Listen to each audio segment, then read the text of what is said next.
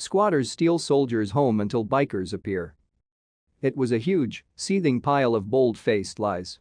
What made it worse was there was nothing he could legally do about it.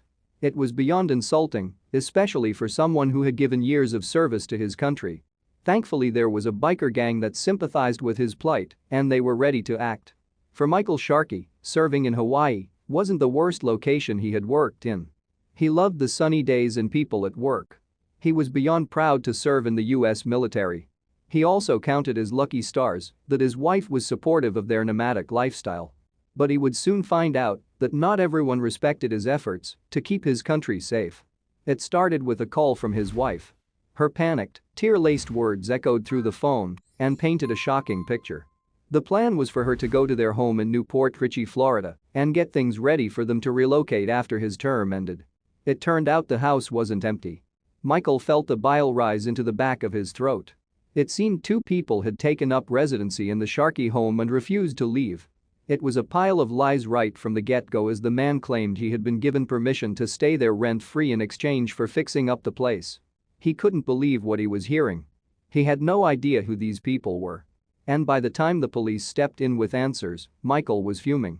It turned out the two squatters were actually ex-cons with a combined served sentence of 12 years. Things, however, got much worse, and fast. The world no longer made sense. The sheriff's office tried to explain there was nothing they could do to make the squatters leave his property. Since the criminal couple had taken up residency, it was a civil matter and had to be taken to a judge for a formal eviction notice. Were they serious?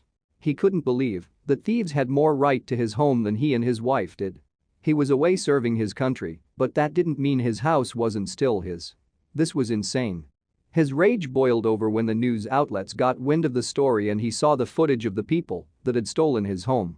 The squatters stood, bold-faced in front of cameras, and yelled how they were in the right and had been given permission to stay there. But dozens of buckets lay around the yard to collect water because no utilities were turned on.